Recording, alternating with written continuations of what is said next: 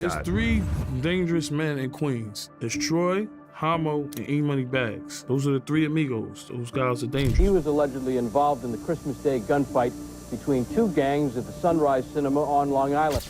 You know, I was married to E first cousin. And E and J bumped heads. He was a rapper, but also a gangster. Pretty much, yeah. The Supreme Team was feared with good reason, but there was someone who single-handedly terrorized the industry back then, Eric E-Moneybags. E-Moneybags was a menace to the streets and the entire hip-hop industry. He was this fearless, unpredictable force that played by his own rules and made even the most dangerous figures think twice. Moneybags, firm, baby. Queens in the house. I'm just saying, firm.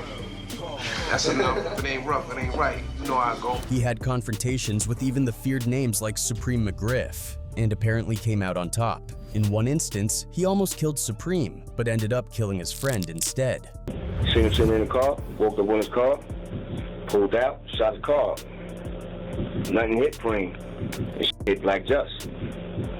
Black Just was still alive. This is the story of how one man single-handedly terrorized the industry. Jay-Z was scared for his life. E-Moneybags versus Jay-Z. In the early 2000s, tensions in the hip-hop world were at an all-time high, and one of the most intense feuds involved rap mogul Jay-Z and street legend E-Moneybags. The clash, which stemmed from a mix of street affiliations, music industry politics, and personal vendettas, led to one of the rare instances where Jay-Z reportedly feared for his life. E and J bumped heads. And fortunately, it got worked out. Now, you might be wondering, how did Jay-Z and E-Moneybags cross paths? Well, they were both from Brooklyn, and we even went to the same school together. Yeah. Okay, and I guess he went to school with Jay-Z? Right, they went to Westinghouse together. E-Moneybags was from Sumner Projects, and Jay was from Marcy Projects, just a block away. Plus, rapper Sauce Money introduced them. Sauce Money was married to E-Moneybags' first cousin, which deepened their connection. E-Moneybags, running with the Queen scene, had access to DJs like Stretch Armstrong and DJ Clue. Jay would pass his music to E-Moneybags, hoping to get some play. But the real beef between E-Moneybags and Jay-Z started over Rocawear clothing. With the Rockaway clothes or whatever, and Jay said something, I guess, that he didn't take on to or whatever. He thought he was saying something funny, and that's where it really started. The beef escalated when Mobb Deep's Prodigy listened to the radio and heard Memphis Bleek's freestyle. One particular line from Beanie Siegel caught his attention. "I creep on like Quiet Storm." Prodigy, known for his paranoia and sensitivity to perceived threats, immediately took offense. Believing the Rockefeller crew was taking shots at Mobb Deep, he called his associate E-Moneybags to address the situation. All of a sudden I hear Beanie say, "I creep on like a quiet storm." I'm like, hold up. On top of that, Jay-Z's protege, Memphis Bleek, introduced a new artist named H-Moneybags on that same radio session. To E-Moneybags, this was blatant disrespect. His name carried weight in the streets, and now someone else was using it, co-signed by Jay-Z himself. Called him H-Moneybags. Right. Which E-Moneybags took offense to. Right. Yeah. He had some nigga H-Moneybags up there rapping. H-Moneybags. So now I go in the studio. I said, "Yo, E, come outside real quick."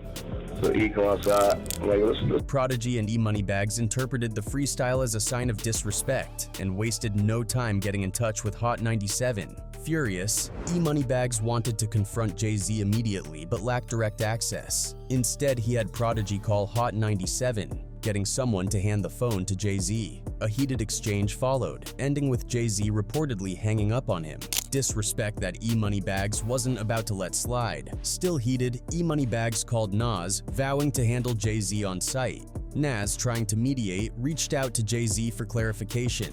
Jay-Z downplayed the situation, stating he made music for hustlers, not stick-up kids, words that only fueled the fire. When Nas relayed this back to E-Moneybags, it solidified his anger. Not only was Jay-Z allowing someone to use his name, but he was also looking down on him. So when Jay speaks to Nas, he go, "Yo, man, we don't even make music for like that, man. We only make music for that get money." This is what Jake tell Nas. Prodigy and E-Moneybags accused Jay-Z of disrespect, while Jay-Z tried to de-escalate the situation. However, E-Moneybags was not one to let things slide, and he took the confrontation as a personal insult. While nothing major happened immediately after the phone call, the situation between Jay-Z and E-Moneybags remained tense. In hip-hop, reputation is everything, and Jay-Z knew that crossing paths with a feared figure like E-Moneybags could have real-world consequences. Although Source Money was able to help both parties sort out their differences, Jay-Z knew not to get on E-Moneybags' bad side again. You know, I was able to facilitate a conversation between the both of them that, you know, they was able to smooth out their differences. E-Moneybags, Big Nose Troy, and their legendary feud with Supreme back in the early 90s. The streets were ruthless. Hustling was more than a way of life. It was survival. In this world, E-Moneybags was a name that demanded respect. The tension started over a car deal. Kenneth Supreme McGriff, a known figure in the streets, was selling tagged cars through a woman named Z. E-Moneybags put down $1,000 as a deposit for one of these cars. Bags had beef with Preem, you know what I'm saying? Because Bags was going to buy a car, you know what I'm saying?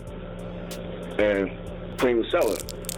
But at the last minute, he changed his mind. Instead, he wanted to add that money to the $2,500 he had just earned from Prodigy for a track on the Murder Music soundtrack and buy a legit car. When Bags approached Supreme to get his money back, Supreme brushed him off like it was nothing. That didn't sit right with Bags, and things escalated quickly. Him and Supreme got into some sort of, you know, argument over some money, you know, over a car or something like that. Over $1,000. One day outside the Coliseum, Bags caught sight of Supreme and opened fire. But in the chaos, he mistakenly hit and killed Black Just, a respected figure in the streets. So he pulled up on him and shot the car up, and it ended up killing Black Just, who was a big figure. The streets were looking for revenge, and Bags knew it. He admitted that killing Black Just was a mistake. Supreme was the real target, but he wasn't about to back down from the heat coming his way. At the time, Big Nose Troy had his own issues with Supreme. So when he and E-Moneybags linked up, they made it clear, if you were affiliated with Supreme, you were a target. It didn't matter if you were a street soldier or a rapper. No exceptions. One of their most infamous moves, running down on Irv Gotti and Ja Rule. They stormed the studio, roughed them up, and walked out with their jewelry. According to Prodigy's book, a Murder Inc. member, Cadillac Ta, may have helped set them up by leaking their studio location. But Ta denied the allegations, saying he had no connection with E-Moneybags, only Big Nose Troy. Regardless of how it happened, Irv Gotti made one thing clear: he would never trust Cadillac Ta again. The war with Supreme came at a cost. Word on the streets was that Supreme put out a $50,000 hit on both E-Moneybags and Big Nose Troy. E-Moneybags was the first to go. On July 16, 2001, at 9:45 p.m., outside of his house during a barbecue, 4 gunmen ambushed Bags while he sat in his Lincoln Navigator smoking. They unleashed a barrage of more than 40 bullets, striking him over 10 times. A few weeks later, E-Moneybags gets killed himself. Right. Which, you know, I don't know the story, but, you know, you could just assume that it was a retaliation for that shooting. To make matters worse, the hit was reportedly recorded for Supreme to watch. E-Moneybags died on the spot, a gun still in his hand. And she's got this camera pointed out the window in front of Stretch's old house, Madge's house, filming it. And then just as they start to pull up, she gets scared and she drops to the ground. 3 months later, Big Nose Troy met the same fate. And even though they killed E, you know, there were still people out there that they couldn't be comfortable because, you know, these guys were serious people that wasn't just gonna let that go. These murders, along with other criminal activities, eventually led to Supreme's downfall. In 2002, authorities tied Supreme to drug racketeering. Then, in 2005, the feds hit him with murder-for-hire charges, explicitly linking him to the 2001 killings of E-Moneybags and Troy Singleton, another rival. The evidence included wiretaps, witness testimonies, and financial records tracing payments for the murders. In 2007, Supreme was convicted of racketeering, conspiracy, and murder for hire, and was sentenced to life in prison without parole. Today, he's serving time for multiple charges. To understand the violent legacy of E-Moneybags E-Moneybags, we must go back to December 25th, 1990, a night meant for celebration that instead became a deadly turning point in his life. As families gathered for Christmas, a tragic shootout erupted at the Sunrise Multiplex in Valley Stream, New York, during the highly anticipated premiere of The Godfather Part 3. What should have been a night of cinematic entertainment turned into a real-life gangster saga that would leave blood on the theater floor and fear in the hearts of moviegoers. Good evening, everyone. I'm Brenda Blackman, sitting in for Jennifer Valapi. There has been an arrest in a Godfather 3 theater shootout. Shootings left 3 people wounded and a 15-year-old boy dead. At the center of the mayhem was E-Moneybags, a rising figure in the streets, reportedly affiliated with the Young Guns, a gang locked in a bitter rivalry with another crew, the Lost Boys. Tensions had been brewing for some time, and that night, a simple dispute over noise levels in the crowded theater escalated into a deadly confrontation. According to reports, what started as a verbal altercation between the Young Guns and Lost Boys quickly spiraled out of control. Words were exchanged, threats were made, and in the blink of an eye, the dispute turned into gunfire. Between 12 and 25 shots rang out inside the dark theater, sending 600 panicked moviegoers scrambling for their lives. When the chaos subsided, 4 people were wounded, and one innocent bystander, 15-year-old Tremaine Hall, lay fatally shot. Authorities swiftly launched an investigation, and soon, 4 individuals were indicted in connection with the shooting. Lawrence Bartley, Michael Bennett, and Bernardus Hilton were among those facing charges. Though speculation suggested that E-Moneybags may have fired one of the deadly shots, no concrete evidence ever directly linked him to Hall's death. However, the damage had been done. His reputation as a feared enforcer had been cemented. While the court of law may not have officially tied E-Moneybags to the murder, the streets told a different story.